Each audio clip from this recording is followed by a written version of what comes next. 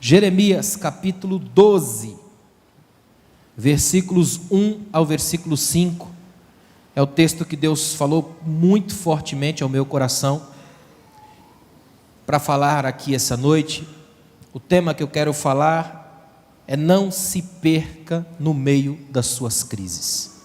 Amém? Geralmente quando a gente fala para família, quando você fala família, dá uma ideia um tanto quanto abstrata, uma instituição, quase uma casa. E hoje eu quero falar para a família, mas dentro dos indivíduos que formam a casa, para que o pai não se perca no meio das suas crises, para que a mãe não se perca no meio das suas crises, para que o filho, a filha, o genro, a nora, o avô, a avó não se perca no meio das suas crises. É importante que você esteja inteiro em cada crise, porque uma família feita de inteiros se torna uma família completa e integral. Deu para entender? Jeremias capítulo 12, versículos 1 a 5, diz assim a palavra de Deus: Ó Senhor, Tu és justo quando apresento minha causa perante Ti, contudo desejo falar contigo sobre a Tua justiça. Por que o caminho dos ímpios prospera? Por que vivem em paz todos os que procedem de modo traiçoeiro? Tu os plantaste, e eles criaram raízes, crescem e dão frutos. Tu estás sempre próximo de seus lábios, mas longe do coração deles. Tu, porém, me conheces, ó Senhor. Tu me vês e provas minha fidelidade para contigo.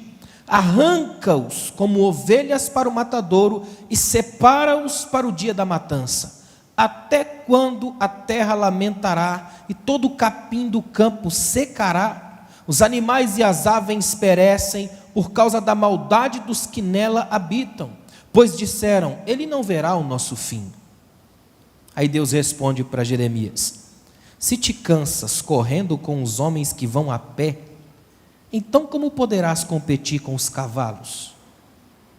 Se não te sentes seguro numa terra de paz, que farás na floresta do Jordão? Eu gosto desses textos da Bíblia que me atingem com a força de um soco na boca do estômago. Não é verdade? Textos que tiram a gente do chão. São textos que são feitos para a gente que passa pelas piores crises na vida. A Bíblia é o livro dos honestos. A Bíblia é o livro de quem não disfarça seus prantos. A Bíblia é o livro que não mascara dores. A Bíblia é o livro de gente que passa pelos piores momentos da vida. Esse texto que nós lemos, na versão do Eugene Peterson, a mensagem é ainda mais devastador. Tanto que eu fiz questão de anotar para ler para você na outra versão, a mensagem. Olha o que diz: Tu estás certo, ó Eterno, e estabeleces a justiça. Nem tenho como duvidar disso, mas tenho algumas perguntas. Por que os maus se dão tão bem na vida? Por que artistas sem caráter fazem sucesso? Tu os plantaste e eles criaram raízes, floresceram e produziram fruto. Eles falam como se fossem teus grandes amigos, mas não se importam contigo. Mas tu me conheces nos mínimos detalhes e não deixas passar nada. Faz que paguem por seu jeito de viver e que paguem com a vida, como ovelhas marcadas para o matadouro. Por quanto tempo ainda vamos ter de aturar isso? O país devastado, as fazendas em ruínas, e tudo isso por causa da maldade desses perversos. Até os animais do campo e as aves estão morrendo porque eles não querem nada com Deus e acham que Deus nada tem a ver com eles. Jeremias, se você está cansado nessa corrida a pé com os homens, o que te faz pensar que pode apostar corrida com os cavalos? E se não consegue deixar a razão prevalecer em dias tranquilos, o que vai acontecer quando os problemas correrem solto, como o Jordão na época da enchente? Percebe a grandeza disso? Uma das coisas mais lindas da Bíblia são as orações que ela tem.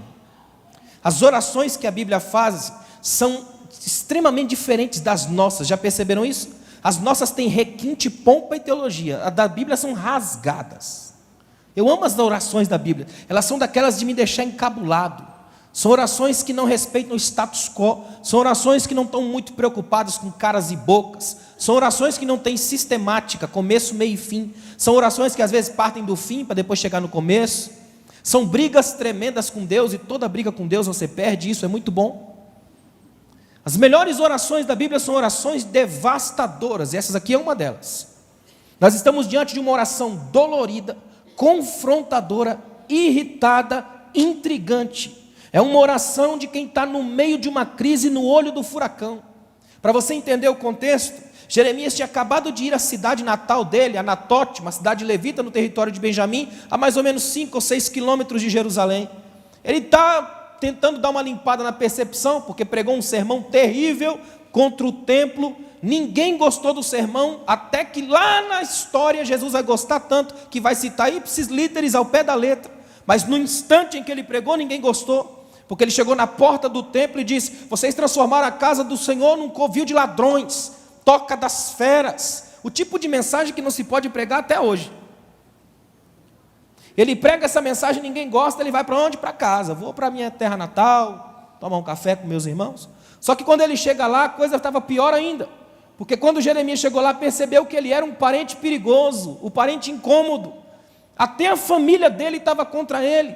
Ele estava voltando de uma experiência duríssima, enfrentar a crise familiar. Prega um sermão terrível, Jeremias 7. Ele prega contra o templo e contra o estabelecimento religioso, que até hoje impera em todos os lugares.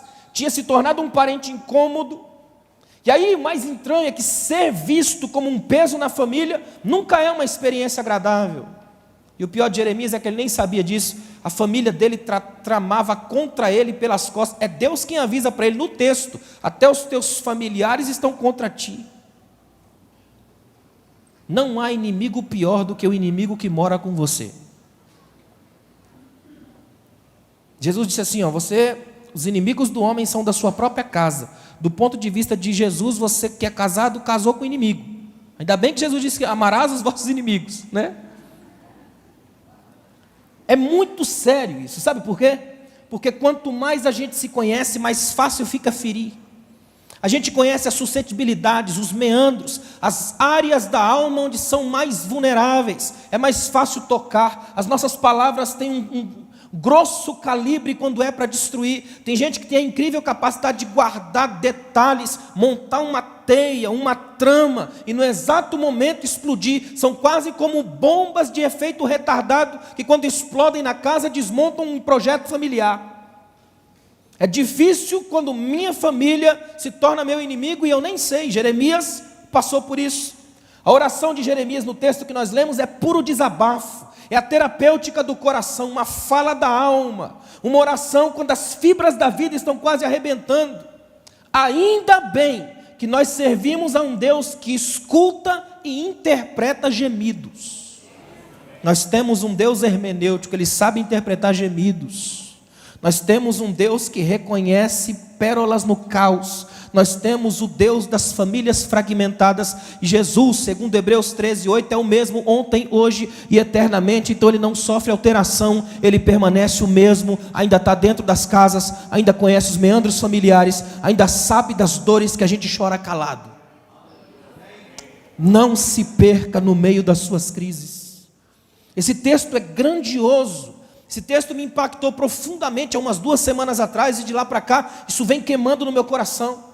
Essa oração de Jeremias, ela é muito parecida com os salmos, o Salmo 37 de Davi, o 73 de Asaf.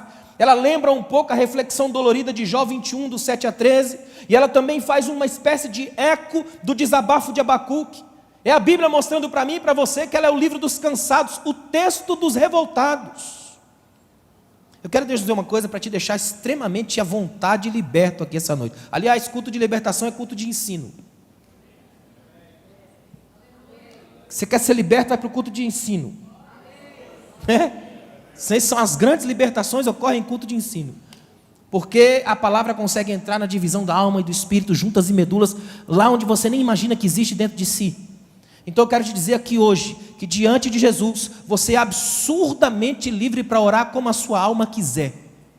Aqui você tem liberdade para falar o que der na cabeça. Joga aos pés de Jesus os piores podres da alma, aquilo que esconde de todo mundo. Você tem liberdade para jogar para Jesus. No altar, cada fúria faz sentido.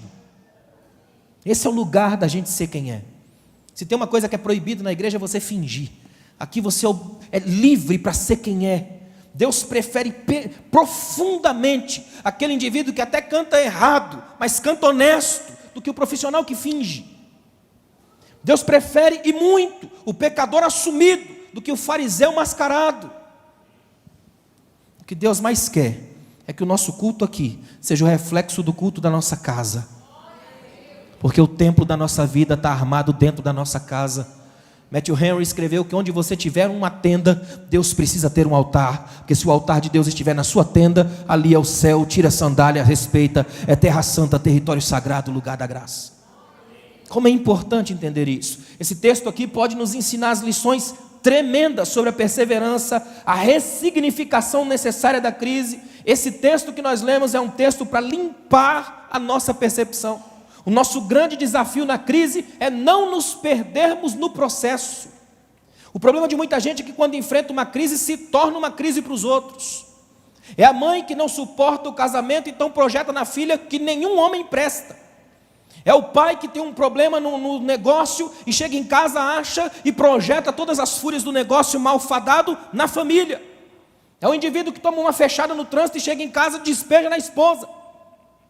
No meio da crise não se torne tragédia. Não se perca no meio das suas crises. Permaneça sendo você. É uma das coisas mais difíceis de se fazer hoje, é manter a mente saudável numa geração de tantas ameaças e de tantas suspeitas. Nós vivemos numa séria crise por todos os lados, socados de todos os lados pelas ameaças do mundo. É tão complicado esse mundo que a gente vive. Agora de manhã eu estava no aeroporto, observando as pessoas, o jeito que as pessoas andam, é um negócio esquisito, as pessoas se batem, se arrebentam e quase ninguém se fala. Lá no aeroporto de Congonhas hoje um senhor caiu lá naquela escada rolante, machucou todo, e as pessoas passam normalmente, aí um tira foto, posta no WhatsApp, e fica por isso mesmo, a coisa flui, vai embora, a vida atropela, passa por cima. A tragédia de um ainda bem que não é a minha. É o mundo dos insensíveis, onde a dor do outro já não se torna minha dor. O mundo que mais carece da oração que Jesus ensinou: Pai Nosso. Pai Nosso.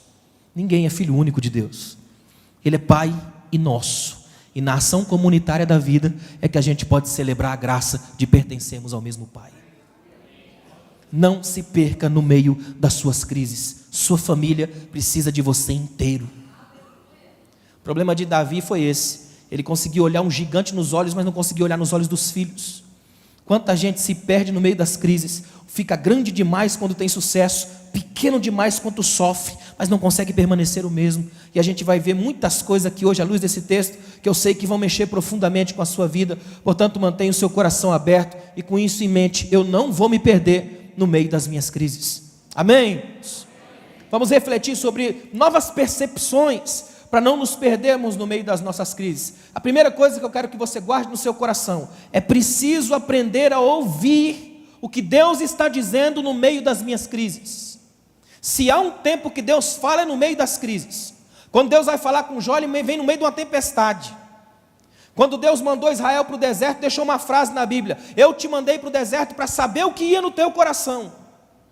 Se tem um lugar que Deus gosta de mexer com a gente, conversar com a gente, falar com a gente no meio da crise, se está tudo em paz na sua casa, fique esperto. Logo, logo vai soprar uma crise. E é bom, porque é no meio da crise que a gente se descobre. É no meio da crise que a gente relembra que tem 2 joelhos e isso ajuda a orar. Não é? É no meio da crise que a gente começa a perceber que nem tudo na vida é festa, que nem tudo é esse sucesso pronto que se vende hoje, que felicidade não é um direito nem uma obrigação. A gente começa a aprender que a indústria da felicidade tenta colocar um sorriso clonado no nosso rosto, mas que se isso não for do coração é falso. Cai o fundo da vida e você não tem onde viver. Então é preciso aprender a ouvir o que Deus está dizendo no meio das minhas crises. Jeremias teve a liberdade de conversar com Deus sobre as coisas que apertavam o seu coração e asfixiavam a sua alma. Uma das coisas que eu acho linda no livro de Jeremias é que algumas das orações dele, ele colocou nesse texto, e são orações assim terríveis. No capítulo 20, sabe o que Deus diz para Jeremias, o que Jeremias diz para Deus? Ele diz: o Senhor me enganou. Eu gosto de Jeremias por causa disso, eu me entendo com ele. Tem horas que dá vontade de fazer essas orações malucas. Aí a gente ora em espírito para não escandalizar os crentes, né? Já fez isso? Já orou em espírito para não escandalizar o irmão do lado? Dependendo da nossa oração, a gente desvia alguns, não é? Porque tem gente que sequer conhece Deus, mas se julga tão íntimo dele, que não entendeu ainda que ele gosta de honestos, não dos falsos. Jeremias faz isso. A oração de Jeremias aqui é profunda, é da alma, vem de dentro, é rasgada. Olha que coisa interessante, no versículo 2, ele faz até uma referência irônica ao Salmo 1. Lembra que acho que uns 2 domingos atrás eu preguei aqui sobre o Salmo 1? Lembra disso? Quem estava aqui? Jeremias faz uma espécie de citação irônica do Salmo 1. Ele diz assim: Deus, vou fazer umas perguntas para o Senhor. Por que o ímpio prospera? Pensa numa pergunta que até hoje está na nossa boca. Aí ele diz assim: por que os caras errados aqui dão certo? Aí sabe o que Jeremias faz? Ele para e diz: a culpa é tua. Foi o Senhor que plantou eles criaram raízes e dão frutos. Ele está citando o Salmo 1. Plantado junto às correntes de água, que dá no seu fruto na estação certa. Jeremias gostava do Salmo 1, lembra que eu falei isso no domingo? Jeremias cita de novo o Salmo 1, só que num tom irônico. Tu os plantaste. Sabe o que é isso? É a Bíblia mostrando para mim e para você que a nossa oração no meio da crise costuma ser ácida, às vezes tóxica, mas é pura, verdadeira, honesta. Como Deus ama orações honestas, tóxicas, mas honestas, ácidas, mas honesta, tórrida, mas honesta, difícil de sair, mas honesta. Ela sai rasgando tudo e a gente fica leve. Uma das melhores lembranças que eu tenho da minha infância é ver às vezes minha mãe jogada. Eu não sabia se ela estava ajoelhada ou caída. Eu não sabia se ela estava chorando ou falando. Eu sei que estava uma guerra tremenda. Mas se eu estou de pé aqui hoje ministrando, é produto daquelas orações estranhas. Nesse exato momento eu queria que você agradecesse a Deus por gente estranha, fazendo oração estranha por você. Tem um monte de gente estranha fazendo oração estranha pela sua vida. É por isso que você está de pé aqui hoje, porque as orações dos santos podem muito em seus efeitos. A oração de um justo pode muito em seus efeitos. Tem gente se rasgando por você numa vigília no Brasil afora e dizendo: cuida da tua serva, cuida do teu servo, abraça o teu filho, abraça a tua filha. Existe um Deus que cuida dos seus. A beleza desse texto está no diálogo. Interessante que é isso que eu amo na Bíblia. A Bíblia é perfeita nisso. Essa oração de Jeremias não é monólogo. Eu falo e jogo tudo para Deus. Aqui tem diálogo. Eu falo, dou uma pausa e escuto o que Deus tem a dizer. A beleza dessa oração está no diálogo. Jeremias faz uma pergunta ingenuamente audaciosa e Deus dá uma resposta amistosamente evasiva.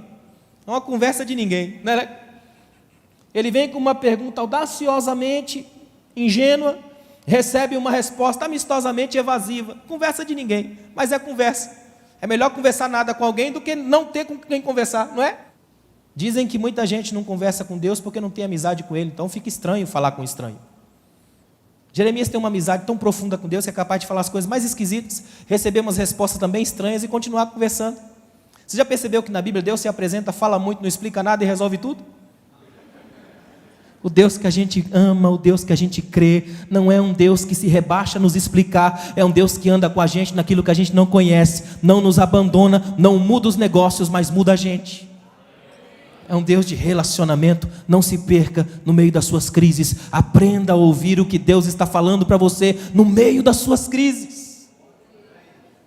Olha que coisa interessante, Jeremias faz uma pergunta dessa, recebe uma resposta mais ou menos, um diálogo tão profundo que é capaz de redefinir a percepção. Jeremias pondera, protesta e pergunta, aí Deus responde, sabe como? Com outras perguntas. Os rabinos dizem que a pergunta de um sábio traz metade da resposta. Uma vez perguntaram para o mestre: mestre, qual o sentido da vida? E o mestre falou: você não acha essa pergunta maravilhosa? Ele disse: acho. Então para que trocar por uma resposta? O ideal é a pergunta. Perguntas sugerem novas perguntas. Não é? A brincadeira do perguntar. Jeremias faz um monte de pergunta para Deus. Quando Deus vai falar, pergunta outra coisa. Jeremias, você não aguenta com os que vão a pé, como é que você quer ir com os que vão a cavalo? E fica nessa coisa de pergunta para lá, pergunta para cá, ninguém responde, ninguém fecha. Isso que é o tremendo, está aberto. É o convite ao mistério, a percepção do outro. É saber que Deus está falando e eu não preciso apenas entender, preciso absorver e viver a proposta disso. Quer ver uma coisa tremenda? Aos maridos, continuem descobrindo suas esposas. Não fecha a questão. A esposa é um mistério completo, tremendo. No dia que você achar que descobriu sua esposa, você está perdido. Ela é um mistério completo, extraordinário, tremendo. Mulher tem olhares, toque, sensibilidade, pele. Mulher é toda espetacular, não é à toa que Deus fez depois. Descubra a sua mulher. Essa é a ideia do mistério. Aprenda a ouvir o que Deus está dizendo. Está dando para entender? Os entendedores entenderão, né? Jeremias faz tudo isso aqui, ó, conversa na base da troca, da resposta e da dúvida. Presta atenção no que eu vou te dizer. Deus está dizendo a Jeremias duas coisas magistrais aqui. Por isso que eu te disse que é preciso aprender a ouvir o que Deus está falando no meio da crise. Nessa crise aqui, Deus fala duas coisas para Jeremias magistrais. A primeira, se você acha que agora está difícil, entenda, vai piorar. Deus é sempre honesto. Quando ele chamou os discípulos estavam com cara de triste. A Bíblia diz assim, ó, Jesus olhando para os discípulos, percebeu que eles estavam tristes e disse assim, ó, não vos deixarei órfãos. Percebeu a angústia. Só que ao invés de melhorar, ele piora. Vou enviar o Consolador. Consolo é para quem perdeu, não para quem ganhou, não é? Ele dizendo, vocês acham que está difícil? Vai piorar. Mas olha a segunda coisa que Deus disse para Jeremias no meio da crise. Eu te projetei para correr com os cavalos. Eu sei do que você é capaz. Não se contente com a mediocridade, porque eu sei do que você é capaz. Para de reclamar do passo pequeno, porque eu sei o quanto suas pernas atingem. Redefina a mira, olha mais alto, olha para mim, anda comigo, porque eu sei que comigo você vai mais longe. Deus estava limpando a percepção do profeta, ampliando a visão. Um profeta míope não consegue enxergar a graça. Deus estava dizendo para Jeremias, Jeremias, você está preocupado com passos? Já olhou o trote do cavalo? Eu te projetei para coisas tão grandes, Jeremias. Projetei você para voos tão altos. Sonha, Jeremias. Sabe o que Deus está dizendo? Está preocupado com a sua família? Eu vou te mostrar quem são os teus verdadeiros inimigos. A coisa é muito mais densa, muito mais perigosa, muito mais mortal. Mas eu estou contigo. Quando Deus chamou Jeremias, Ele falou, antes que te formasse, eu te conheci. Eu não posso ir, não interessa, eu te projetei. Eu tenho uma palavra de Deus para você aqui hoje. Não se perca no meio das suas crises, mas aprenda a ouvir o que Deus está dizendo a você no meio das crises. Talvez no meio das crises Deus vai te revelar seu real tamanho, o alcance da sua vida. Deus pergunta para Jeremias assim, olha a pergunta de Deus para Jeremias. Se no chão plano você não consegue ficar de pé, como é que você vai fazer na floresta do Jordão? É interessante que Deus chama a atenção de Jeremias para a parte mais baixa e densamente arborizada do Vale do Jordão, justamente a parte onde viviam os animais selvagens, as feras do campo. Por incrível que pareça, Deus está citando a mesma profecia que Ele mandou Jeremias falar lá na porta do templo. Vocês transformaram a casa do meu pai em covil de feras. Aí Ele está dizendo, Jeremias, olha para mim, você está preocupado com seus irmãos? Para quem que você pregou lá dentro? É com eles que você tem que se preocupar. Ali é cavalo bruto. E quando esse povo vier para cima de você, eu vou estar do seu lado. Uma das coisas mais tremendas de Deus é que Deus nunca deixa os seus filhos sofrendo no escuro, porque Ele é luz. E onde Ele chega, tudo clareia. E você consegue ficar de pé no meio da crise e ouvir o Deus que fala. Jesus disse, o vento sopra onde quer, ouves a sua voz, Ele é comunicativo. Sabe o que Deus estava dizendo para Jeremias nas entrelinhas? Levante os olhos, Jeremias, perceba o panorama maior. Você foi feito para batalhas muito mais excelentes, para alvos infinitamente maiores. Portanto, pare de reclamar, poupe energia, encare seus medos. Você não é um derrotado, a menos que desista. A grande tentação de hoje é a tentação da desistência. Nós temos muita gente desistindo de viver, muita gente desistindo do casamento, muita gente desistindo dos filhos, desistindo do projeto familiar. Já tem casais que ficam apenas se tolerando mutuamente, até que resolvem comprar um cachorrinho, para ver se preenche a casa. Há casais que desistiram do projeto familiar, há casais que desistiram de viver, há casais que desistiram do abraço, dos conteúdos iniciais, nem se olham mais, se percebem mais. Tem casais que a coisa é tão ruim que nos congressos de casais que eu ministro por aí, tem que falar para sentar junto, congresso de casal. Eu já descobri uma coisa, eu acho que tem cara que vai para todos os congressos de casais o ano inteiro, não para mudar, só para ter certeza que tem esposa pior que a dele. É efeito placebo, ele fala, agora dá para aguentar mais um ano.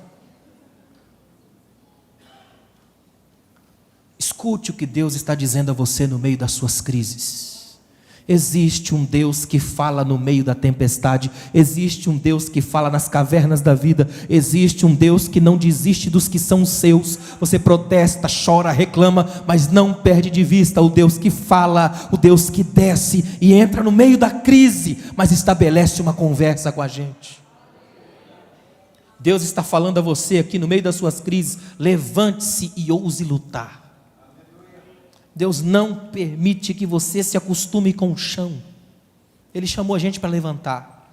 Uma das coisas que eu acho mais tremendas da fé cristã é o quanto de testemunho que a gente tem de gente que já estava com as costas no chão, mas se levantaram porque a graça sustenta. O cair é do homem, mas o levantar é de Deus. Todas as vezes que eu me levanto para pregar na igreja, eu lembro disso, de que se não fosse a graça de Deus, eu não estaria aqui. Eu tinha tudo para dar errado. Se estou de pé aqui hoje, é porque a graça me sustenta. Pastor Luiz Arcanjo falando do Rio de Janeiro, de onde ele veio, e eu lembrando da barra pesada que eu vim de São Paulo, é tudo igual, mesma angústia, só Deus para fazer isso, só a graça de Deus para colocar a gente de pé, só a graça de Deus para no meio do furacão falar, eu te escolhi, eu te levantei, te designei as nações, só Deus faz isso. É por isso que no momento da crise não perca Deus. Tem um hino cantado na África que tem a metade da letra que diz assim, não cremos na dor sem Deus. As dores virão, mas nenhuma delas vem sem Deus, porque embutida nelas vem o Consolador, aquele que consola a dor e ajuda a gente a caminhar na estrada da vida. Escute o que Deus está te falando no meio das suas crises. Amém? Segunda coisa que eu tiro desse texto aqui, é preciso aprender as lições de Deus no meio das minhas crises. Uma coisa é ouvir o que Deus está dizendo, outra coisa é aprender a lição. Deus tem umas lições muito sérias no meio das crises. Deus trava uma conversa com Jeremias, capaz de abalar as estruturas do seu raciocínio e dos seus argumentos. Jeremias tenta uma teologia com Deus. Sabe o que ele encontra? Uma pedagogia divina.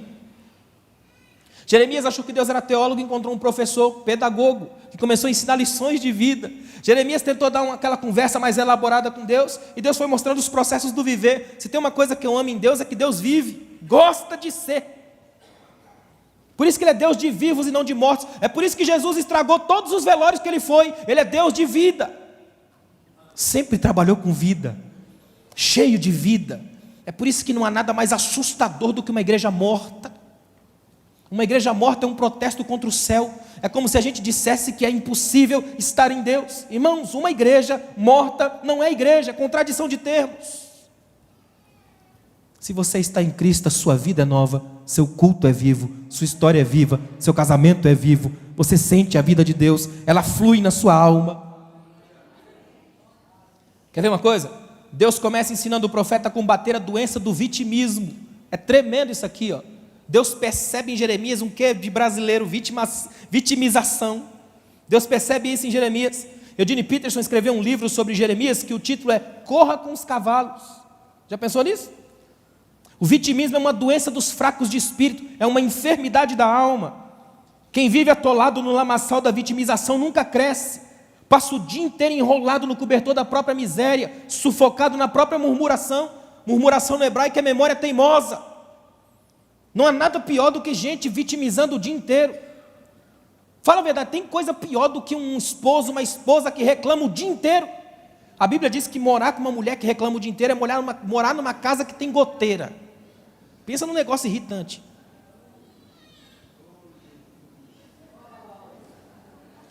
Fala a Deus, né? Sabe o que Deus está falando para nós aqui hoje? Se tem um lugar onde não cabe vitimização, chama-se igreja. Porque ninguém está aqui pelo que Deus vai fazer. Está aqui pelo que Deus já fez. Você já está aqui, o fato de estar aqui já te torna vencedor. O fato de estar aqui já te torna protegido da graça. O fato de estar aqui já te torna família de Deus. Você está aqui com a família, com os irmãos. Você tem pastores, ministração, hinos, igreja, comunhão, fraternidade, experiência comunitária. Ninguém está aqui como uma vitimazinha do sistema. Como é complicado as vitimizações. Tem gente que faz vitimização até para orar. Eu lembro da igreja lá da minha infância que tinha uma irmã que quando ela ia orar dava até angústia. Até a posição dela já era quase de Alzheimer. E ela ficava dizendo, Senhor, eu sou a mais miserávelzinha, a pozinha do verbo. Eu falei, meu Deus. Dava uma depressão ficar perto da irmã. Tem gente que tem isso, porque a gente confunde humildade com miséria. É um indivíduo que acha que ser cristão, humilde e simples é não tomar banho nem passar perfume. Por isso que ninguém te abraça, irmão. Deixa eu falar. A vitimização é um problema grave. Jeremias começa na lógica da vitimização e Deus quebra na hora. Deus dá duas poderosas diretrizes para Jeremias e para nós. A primeira, não se deixe afogar nas próprias lágrimas. Chorar sim, mas para sempre não. A vida, escuta o que eu vou te dizer, não existe vida sem dor, mas não existe dor que dure a vida toda, porque nós temos Consolador. A lição que Deus nos dá é que a gente chora, mas não chora para sempre. Olha o padrão do Salmo 30. O Salmo 30, verso 5 tem um padrão. Diz assim, ó, o choro pode, é possibilidade, não certeza. Pode durar uma noite. Olha a certeza, a alegria vem pela manhã. A certeza do texto é a alegria, a possibilidade é a lágrima. Os vitimados da igreja costumam colocar a certeza no choro e a possibilidade na alegria. Eu gosto de Paulo, que Paulo tem saúde emocional. Paulo fala assim, ó, quando for para rir, vocês riem com os que riem e chorem com os que choram. Porque o problema é trocar as emoções, rir de quem chora e chorar com quem sorri. Paulo está dizendo que é saúde da alma, dançar na emoção certa. Uma coisa que eu amo em Jesus é que Jesus é o único Deus que entra na história participando de festa. E aí avisam para ele, acabou o vinho, vão para casa. Ele falou, não, de jeito nenhum. A gente faz mais vinho e do melhor ainda que é para a festa continuar. Você tem um Deus festeiro. Ou seja, é um Deus que não cabe vitimização. Nós temos um Deus que dança. Nós temos um Deus da leveza, um Deus da alegria, um Deus da graça, que já prometeu para nós bodas do Cordeiro, celestialidade e alegria. Portanto, não cabe vitimização. Liberte a sua alma hoje. Você foi chamado para aprender as lições que Deus ensina no meio das suas crises. Às vezes, quer ver uma crise, crises pós-modernas, por exemplo, você vê a família, tem 4 pessoas, por exemplo, na família, aí tem o pai com celular, o filho também com celular, a filha também com celular e a mãe também com smartphone, e cada um num canto do sofá, nas suas redes sociais, e ninguém se fala, e vira uma casa esquisita, com 4 pessoas e não tem ninguém. E aí a filha de lá pede o chá para a mãe daqui, pelo WhatsApp, só com a xícarazinha desenhada, e a mãe devolve.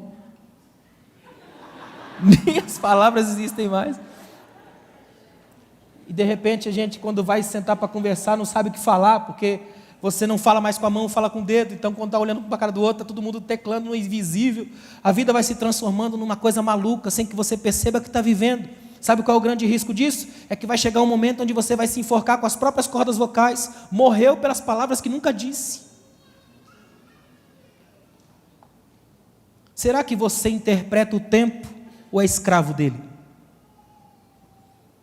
Você já tirou um tempo? Ó, cá para nós, vamos fazer um parágrafo, um parênteses aqui. Eu posso fazer que eu estou na minha igreja e os meus pastores estão aqui, né, pastora?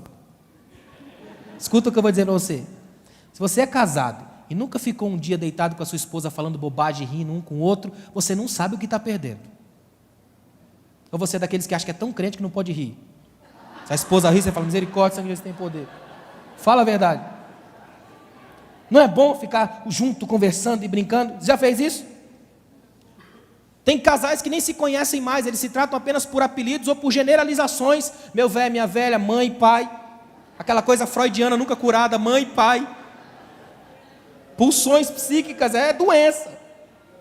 não lembra mais nem o nome da esposa, do esposo, não se trata mais pelas aproximações do carinho, não tem mais conteúdo, não tem mais vida, se perderam no processo, a crise englobou. Sabe qual é a pior crise do casamento? Monotonia. Nada é pior do que a rotina. Dizem os antigos que a rotina e o túmulo só tem de diferença a profundidade. Quando você chega na rotina já está morto. A rotina é a morte do amor, transforma o beijo apaixonado num selinho miserável de oi, tchau. Não se perca no meio das suas crises. Aprenda as lições que Deus está tirando para você aqui hoje. Deus te chamou para ser o homem dessa casa, a mulher dessa casa, a alegria desse lar, o sacerdote dos afetos e das emoções. Viva! Encha a sua casa de vida. Esses dias eu me alegrei profundamente, eu viajei para algum lugar desse Brasil para ministrar, e aí quando eu estava no aeroporto, mandei uma mensagem para minha esposa, e ela mandou uma mensagem para mim dizendo assim: a casa sente saudade de você. Pensa na alegria que me deu. Pensei no meu sofá, tem um cantinho que eu sento lá que é fantástico, nos meus livros. O pessoal fala para mim: pastor, você quase não sai de casa. Eu pergunto: para quê? Se eu tenho em casa tudo o que eu preciso, minha esposa, meu filho e meus livros, vou fazer o que na rua? O que eu preciso para ser está lá. Nada que me complete mais do que aquela mulher, aquele menino que está ali. Ó. Os rabinos dizem que quando Deus disse assim, ó, serão ambos uma só carne, isso se concretiza profundamente quando você tem um filho, porque o seu filho é sozinho a carne de ambos. O meu está ali. Eu pergunto a você aqui hoje, quando você sai da sua casa, a sua família glorifica ou sofre? Pessoa quer escapar, né? Sabe qual é a grande segunda lição que Deus aplica para Jeremias e para você aqui hoje? Olha para mim, para você nunca mais se esquecer isso. Não morra antes de viver. O problema de muita gente é morrer antes de começar a viver. Tem muita gente que não tem medo da morte, tem medo de viver sem ter sentido. É gente que vai ser enterrado e esquecido no máximo no prazo de 2 semanas, chorado por um dia, esquecido para sempre. Gente que não tem vida, não tem raiz, é um número entre números, um rótulo, uma coisa que passa, que some da memória. Alguém, rosto no meio da multidão, é uma massa informe, tem um rótulo, mas não tem conteúdo. Deus te chama hoje para te levantar no meio do caos e deixar claro para você que a sua vida tem que fazer sentido e a sua morte sentida pela humanidade. Deixe marcas por onde passar. Sonhe, viva, preencha de vida os significados da sua vida. Como é complicado isso, tem muita gente morrendo antes de viver. Não tem? É um negócio esquisito. Dizem os biógrafos que Friedrich Nietzsche, quando estava para morrer, ele deu um brado, angustiado, já no leito de morte. Chamem uma multidão de pessoas, porque o silêncio dói. Ele diz: eu prefiro ser declarado morto do que ser enterrado em silêncio. Perguntinha para você: o sonho da sua vida ainda está de pé?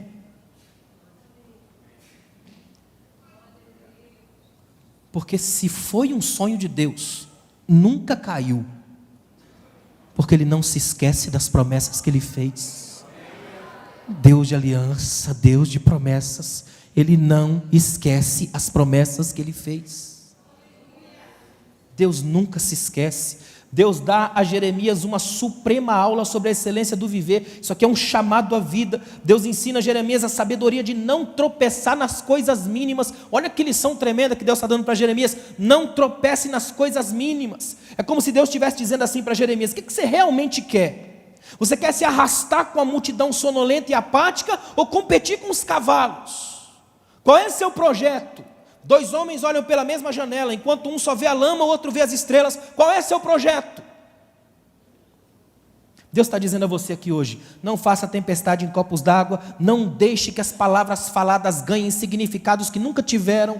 Corra com os cavalos, levante-se do marasmo, olhe para cima. O Deus que te chamou nunca te perdeu de vista. Terceira coisa que eu quero que você aprenda aqui hoje: valorize as suas crises, porque elas são a escola de Deus. Deus nunca dá uma escola para você no remanso, tranquilo. Escola de Deus não é turismo, escola de Deus é deserto. Deus testa seus homens e suas mulheres na sarça, não no palco. Deus trabalha com essas coisas que ninguém gosta. É interessante isso. Jeremias não estava sendo mimado, estava sendo tratado, fortalecido. Olhando para esse texto, eu aprendo pelo menos duas poderosas lições para a minha ressignificação das minhas crises. A primeira é que a vida com Deus não se resume em saber o que Deus faz por mim, mas em saber o que Deus está fazendo em mim. Você já percebeu que as suas orações não mudam Deus, mas elas mudam você? Não é verdade? Segunda lição que eu aprendo aqui, é que uma vida excelente não é aquela onde eu sei tudo o que Deus vai fazer, é aquela onde eu aprendo o que eu posso fazer tendo um Deus como Ele. O que eu faço quando eu sou projetado por esse Deus? É preciso aprender que experiências amargas podem nos levar à maturidade, nos preparar para os embates mais densos, as florestas, as corridas com os cavalos. Que o que Deus me projetou para ser com a minha família é infinitamente maior do que essas lamúrias que a gente passa a vida inteira ouvindo. Escuta isso daqui, Quando a minha fé não se incomoda, ela se acomoda. Quando a minha fé não agiliza, paralisa. O que tem de gente morrendo numa fé frágil, esquisita. Escuta bem isso aqui, quando você passar pelas crises, mude a sua percepção. Eu estava dando uma palestra para os empresários da igreja, num café esses dias aqui, e eu falei sobre o Daniel Luz, um escritor, que disse uma frase que eu gosto muito, eu mantenho sempre na minha lembrança. Ele disse: quando você passar pelo inferno, não pare para tirar foto. Não é verdade? Toca o barco, ali é só uma passagem, você passou por algo, mas vai para frente, isso não vai te segurar, as marcas que você teve serão aprendizado, testemunho, herança, legado. Seja maior do que aquilo que te oprime, redefina-se no meio das suas crises, não se perca no meio das suas crises. Aprenda a ouvir a voz de Deus no meio das suas crises, aprenda as lições que Deus transmite enquanto fala, valorize a escola de Deus no meio das suas crises. Sabe o que Deus está dizendo para nós aqui hoje? É bem simples. Quando a gente achar que está no limite das nossas crises, não entendeu nada. É quando a gente pensa que é fraca, que é forte. Porque é a graça que nos basta e nos sustenta. Dizem os estudiosos que a águia é um animal que chega a viver em torno de 70 anos, algumas delas. Só que quando ela está com 40 anos de idade, porque ela voa sempre contra o vento e nunca a favor, ela é um animal que voa em altíssimas alturas, vamos dizer assim, é sempre contra, ela é toda forjada na crise, na conflitividade. Então quando ela está com 40 anos, as suas garras já se dobraram tanto para dentro que ela tem dificuldade em abater a presa, o bico curvou tanto que ela tem dificuldade até de respiração, e o problema maior é que as penas ficam tão pesadas que ela tem perda de altitude. Então sabe o que a águia resolve fazer? Isso é em torno de 80, 90% da espécie faz isso, olha que tremendo. Ela dá uma volta na região onde ela está acostumada e encontra o pico mais alto escondido. Naquele pico ela sobe para um movimento de autorrestauração tremendo. Isso dura mais ou menos 150 dias. A primeira parte do processo é terrível. Ela com o bico arranca uma por uma das suas próprias garras. Aquilo sangra, machuca e incha. Só que as garras novas começam a nascer. De repente nascem as garras novas, ela vai para a segunda etapa do processo, arranca com fúria o próprio bico, e de novo, inflama, sangra, machuca. Só que o bico novo nasce, e aí vem a parte terrível, a dolorosa, a mais complicada do processo. Com o bico novo, ela vai arrancando uma por uma das penas, ela está no alto de um penhasco, com os ventos mais frios possíveis, completamente nua. Mas as penas novas começam a nascer. Depois de 150 dias, tem uma coisa que a ciência chama de voo da renovação. Ela abre as asas, dá um grito com o típico caucau das águias e voa tão alto que chega a se confundir com o azul do céu. Sabe por quê? Porque ela tem 40 anos de experiência e está novinha em folha, com mais 30 para voar. É isso que Deus está fazendo aqui essa noite com você, com a sua casa e com a sua família. Levanta a sua asa aí, só se você que é águia, para que o Espírito de Deus diga para você aqui essa noite que há renovo para a sua vida. Os que esperam no Senhor renovarão as suas forças, subirão com asas como águias. Eles são de Deus, eles vencem crises, conflitividades, problemas, são filhos da graça. Levante-se do caos.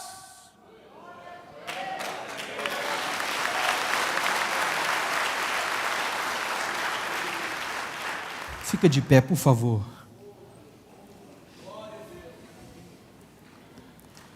Vamos orar, agradecer a Deus.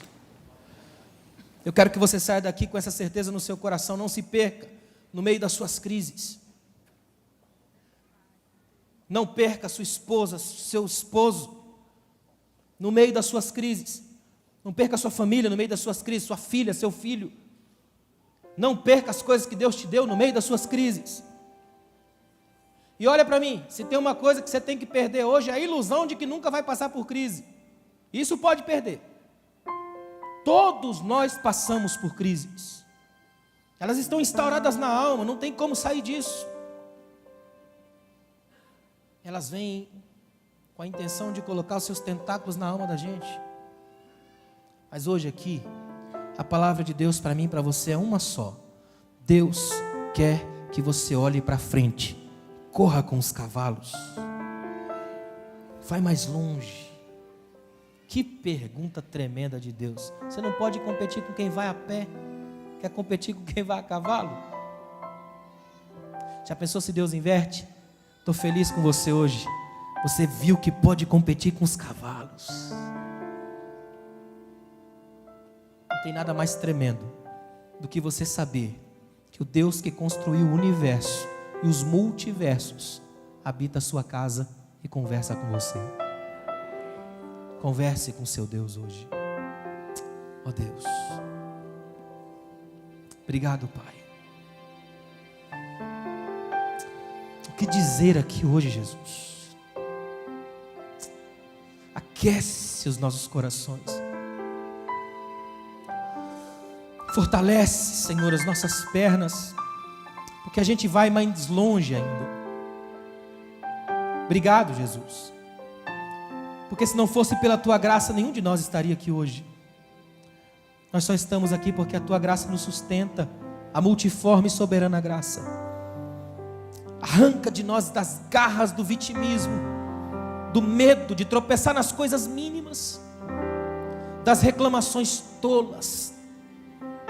Tira de nós o marasmo, o passo cansado. Faz a gente erguer os olhos, Pai, e enxergar no horizonte da vida a Tua graça. Porque onde o Senhor está, habita a vida. Enche-nos de vida aqui hoje, Pai. Cada pai, cada mãe, cada filho, cada filha, seja cheio de vida, de graça. Em nome de Jesus. Uma igreja alegre, participativa. Todos os domingos, às 9 horas, um delicioso café da manhã e uma escola bíblica abençoada. Às 18 horas, culto da família. Segunda, às 14 horas, Manancial Feminino. Terça-feira, às 20 horas, Homem de Verdade e Mulher Ideal. Quarta-feira, às 19h40, Culto de Ensino, além de uma programação semanal para todas as idades. O nosso sonho é expandir o reino de Deus e chegar a todas as nações do planeta Terra. E eu quero convidar você a fazer parte desse grande projeto que com certeza Deus vai te abençoar. Catedral da Família.